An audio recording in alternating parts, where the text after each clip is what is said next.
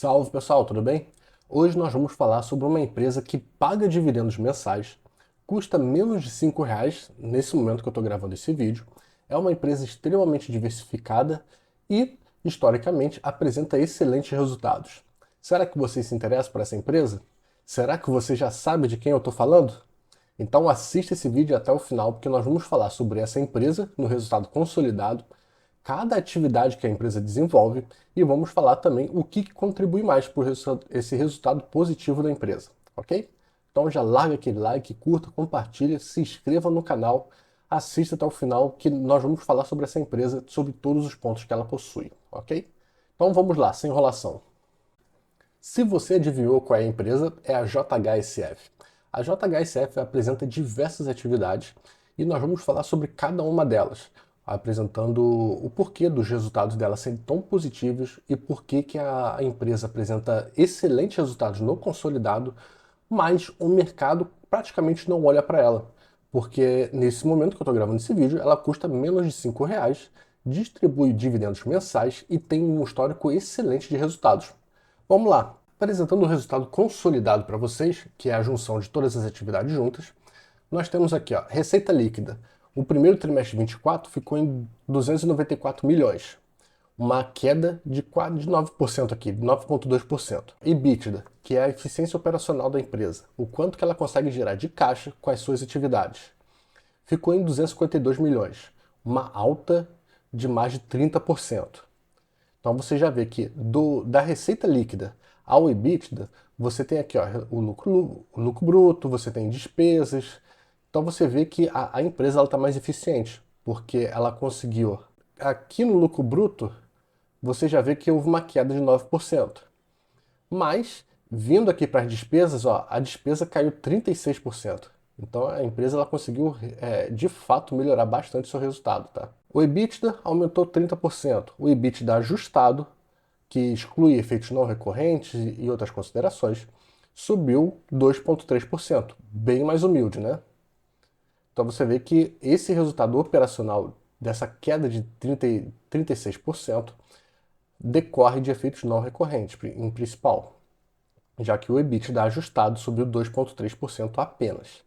Mas ele subiu revertendo uma queda da receita. Então, isso aqui é bastante importante levar em consideração. E o resultado líquido, que nada mais é do que o lucro líquido, subiu 112%. Tá bom ou não tá? E a margem subiu 27,7 pontos percentuais, a margem líquida. Ressaltando que a margem líquida é a relação entre o lucro líquido e a receita líquida. O quanto que da receita líquida você conseguiu ter essa lucratividade final. Você vê aqui, ó, receita líquida 293 milhões, o lucro líquido 142 milhões. Você tem com uma margem de aproximadamente 48,5%, tá? É uma margem muito boa, mas muito boa mesmo. Você vê que esse resultado trimestral da empresa JHSF veio excelente. Agora vamos ver o porquê, seguindo nas outras atividades. Olhando aqui o resultado dos shoppings, que é a primeira atividade que a gente vai analisar da empresa, você vai ver que vão ter muitas outras atividades. A receita líquida ficou em 72 milhões versus 60 do mesmo período do ano passado, um aumento de 20%, então já está positivo. Você tem o EBITDA ajustado, vamos direto para o ajustado, tá?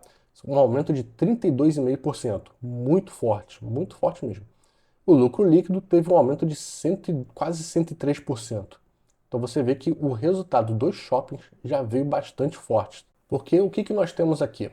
Nós temos vendas totais, indicadores dos shoppings.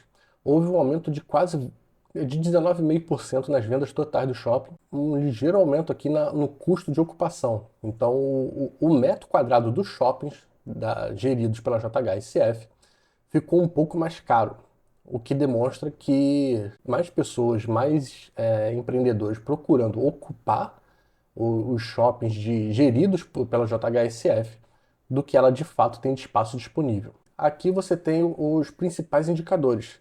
SSS é vendas na mesma loja, Same Store Sale em 9%. Você tem vendas na mesma área, SAS, 10%. SSR é aluguel nas mesmas lojas, que é Same Store Rent, 5%, e aluguel na mesma área, ficou em 5%. Então você tem aqui indicadores bastante saudáveis que explicam o porquê que o resultado desse segmento de shoppings veio tão positivo. Aqui você tem uma outra forma de visualizar isso.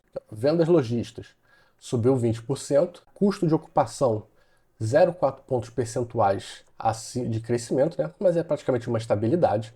A taxa de ocupação dos shoppings quase 96%, isso aqui é bastante importante, tá? E os indicadores que nós acabamos de falar, indicadores de venda, Same Store Sales, Same Area Sale e indicadores de aluguel, Same Store Rent, Same Area Rent. Então você desculpe aí o inglês das ruas, mas é o que nós temos aqui, ó, vendas na mesma loja, venda na mesma área, aluguel nas mesmas lojas, aluguel na mesma área. O EBITDA, você teve um crescimento aqui de 32,5% e na receita bruta de 22,7%. Então, esse segmento veio bastante positivo. Vamos para os próximos. Vamos falar agora do próximo segmento, o segmento de HR, hotelaria e restaurantes. A JHSF, para quem não sabe, é dona da rede Fazano de restaurantes e hotéis. Então você vê que a empresa ela investe muito em qualidade, porque grande parte dos seus clientes são clientes classe A. Então todos os segmentos de atividade da empresa que ela desenvolve são voltados para esse tipo de pessoas, para esse cliente.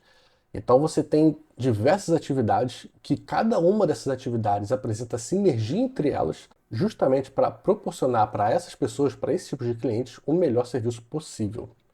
Então, hotelaria e gastronomia, vamos analisar aqui os números. A receita líquida apresentou um crescimento de 4,5%. Saiu de 83,9, 84, né, para 87,6. Crescimento bastante relevante. Nós temos aqui o EBITDA ajustado, apresentou uma queda de 9,6%. E o resultado líquido veio positivo, tá? Porque ele reverteu um prejuízo de 6,5 milhões para um lucro líquido de 2,5 milhões. Esse menos 138,8% se deve a simplesmente matemática, porque como está entre parênteses aqui, significa que isso daqui é negativo e contabilmente significa que é prejuízo. Mas ele reverteu um prejuízo do ano passado e agora esse segmento lucrou. Então essa atividade aqui apresentou um resultado bastante positivo. Esse slide aqui é muito importante para vocês entenderem como é que funciona a operação desse segmento. A JHSF, nesse momento, ela conta com 10 restaurantes, 10 hotéis e 36 restaurantes. Aqui você consegue ver a espacialização geográfica deles. Você tem no Sudeste, você tem no Nordeste, você tem aqui no Ponta del Este, você tem nos Estados Unidos, Londres. Então você tem uma espacialização geográfica muito grande. Analisando os indicadores desses segmentos, nós temos aqui os indicadores de hotelaria. Diária média, receita por quarto e taxa de ocupação. A diária média você teve um aumento de 10,3%. Você teve uma revisão bastante positiva aqui para a JHSF no valor da diária. A receita por quarto também aumentou, aumentou em 10,5%. E a taxa de ocupação teve quase 1% aqui de queda. Mas como houve uma receita por quarto muito grande e um aumento da diária, compensou essa ligeira queda da taxa de ocupação. No segmento de gastronomia, que é HR, né, hotéis e restaurantes, você tem que analisar o couvert médio. Houve um aumento de 13,2%, passou de 252 milhões para 285. E o número de couvert houve uma ligeira queda, né, uma estabilidade em menos 0,3%. Foi parcialmente compensado aqui, mas o aumento no valor foi mais do que suficiente para compensar essa ligeira queda. Ok? Vamos para outros indicadores. Outro segmento de atividade da empresa é o segmento de aviação executiva. É uma das únicas empresas de aviação executiva aqui no Brasil que tem a autorização da ANAC para operar a aviação de aviões executivos de forma internacional. A JHSF é uma delas. Analisando os números aqui, nós temos receita líquida, um aumento de 59% aproximadamente, né? Saiu de 27,2 milhões para 43,2 milhões. Muito forte esse resultado. Vamos direto para o EBITDA ajustado, que teve um aumento de 52,7%. Bastante positivo. E o resultado líquido teve um ligeiro aumento, tá? coisa pouca de 645,6%. Saiu de 1.700.000 para 12.600.000.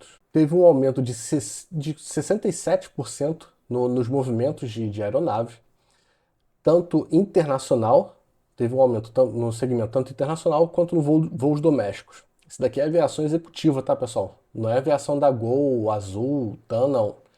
Aqui é aviões executivos, jatinho. E você teve um aumento de aproximadamente 67% nos litros abastecidos.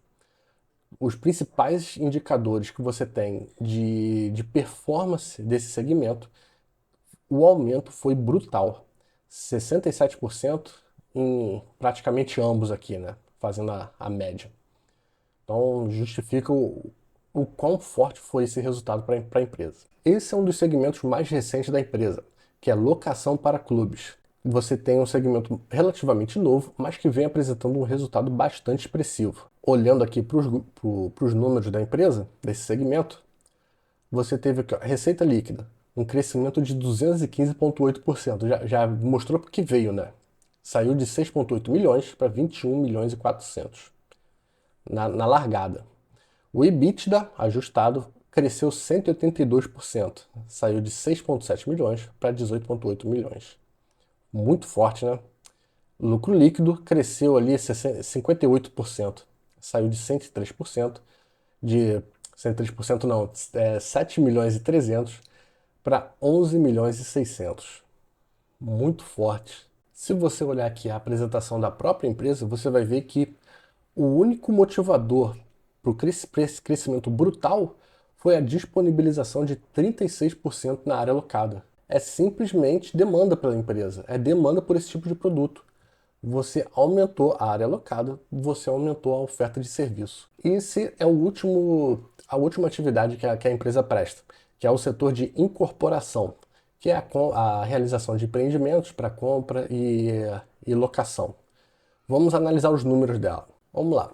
A receita líquida houve uma queda de quase 50%. Eu já adianto, tá? Alerta de spoiler, esse segmento não tem performado muito, tá? Mas é por mais questões de mercado do que da própria eficiência da empresa.